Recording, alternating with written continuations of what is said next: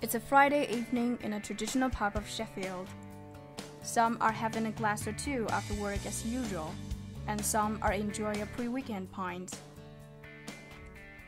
With quite a number of locally made beers on offer, discerning drinkers are having beers that are brewed miles away. In contrast to bulk buying and big brand supply, what have Sheffield Breweries gone through? Beers are brewed in a way that is different from how it used to be. Large brewers in Sheffield like Wood, Stone and Wheatbread closed after mass-produced beers dominated the city for ages. In the 70s, the national campaign for real ale made Sheffield a center for craft beer innovation. Since then, the business of locally brewed ales increased, with fluctuations in the city and the areas nearby. Probably in the 80s, the popularity of beer went down a little bit and more people started drinking lager. But now it's changed round again. So I think the bigger breweries, as the popularity went down, they were sold off or they were bought up by even bigger breweries and shut down. But then as they've shut down, the smaller ones have started cropping up more and more and more. With the cheap price of wholesale beers encouraging stay-at-home consumption, the pubs face greater challenges to keep customers. Sheffield Real Ale is gaining favour as local breweries grow. Kelham Island has a reputation in brewing history. Sheffield had located some of its industry there across the River Don Valley. The brewing business and pub trade may very well be subject to population and prosperity. I'm here at the Kelham Island Museum. It was once a Sheffield steelworks many years ago. Workers here would have a few pints for a break in the surrounding pubs.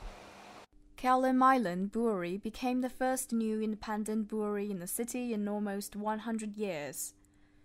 Its late owner, David Wickard, challenged the declining 1970s real ale brewers to change the way they did business. The original amount of full mash brewing is around 10 brewers' barrels a week. After it moved to new premises, the brewery had a 5-fold increase in capacity in 1999.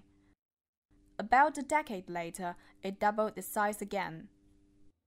I think the consistent quality, more than anything, you consistently get a good pint week in, week out, which really helps with sales, and it really gives us sort of a nice place in the marketplace.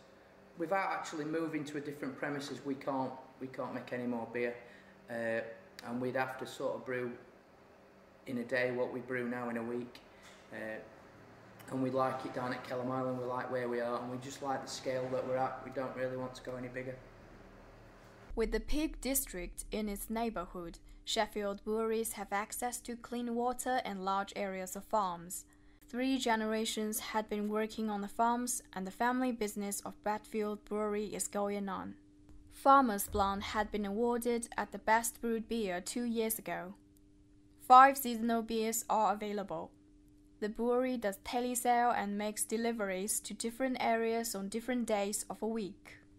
They used to do milking cows, but there were no money in cows, you see, so they were losing money, so they had to decide what business to set up, so they decided they wanted to set a brewery up, so I come and joined these guys and sat down, design different beers and add all the name Farmers Ales. There's so many breweries in Sheffield.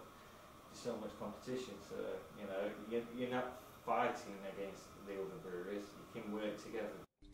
As the real ale culture is experiencing a renaissance, some pubs with local ales have kept their atmosphere traditional. In here, a pub called the Fat Cat with more than 150 years of history, quite a number of visitors are regular customers. A lot of like local brewery beers rather than the things that you can buy in supermarkets. I prefer those. That's good to play a rider. The Moonshine Sheffield. The enough. Farmer's Blonde. It's nice, yeah, 3.8%, so it's nice session beer. It's all good. It's nice and not too bitter. It's like a golden, nice beer, solid beer. I like some of the Thornbridge beers that are from Sheffield, just in the Peak District. But I like the Sheffield Tap near the train station. They have a good range of beers there, which is really good. I've drunk a lot of Sheffield beers. It's very nice stuff. And I think that Sheffield is probably the mecca in England for good beer. Sheffield's one of the best places to get a wide variety of beers, especially locally made ones. It seems to be like breweries cropping up all the time, all around, and never enough time in the day to try them all. It's a problem. They've got 10 beers on the bar, and there are always slightly different flavors, from dark beers to fruit beers, hoppy ones to pale ones. Drinkers are always ready for something new to try. You say like you go in one pub at this end of Sheffield, and then you can go into another one perhaps in Chesterfield or Barnsley or something that's owned by the same company, but you go in and they've got the same drinks and the same food and the same decorations. So whereas like the pubs on the real ale trail around here, you can probably, on any day, there'll probably be 30 or 40 different beers to pick from, you know, between like the Harlequin and then come round and up to like the Hillsborough and the Gardeners and stuff like that. Everyone always has like a selection of different drinks, so there's more variety to pick from.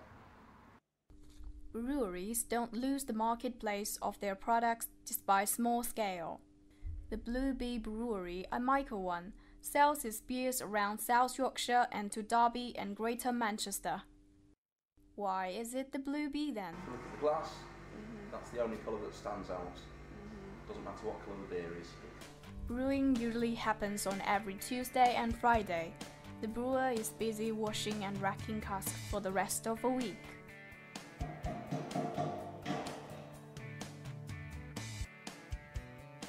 Every brew requires 6 to 7 kilograms of hops and water. Temperature control is crucial. Fermentation takes between 3 to 6 days. From starting in the mashing town to the beer being on sale on the bar, it's between 2 to 4 weeks. Hello. What can I get for you?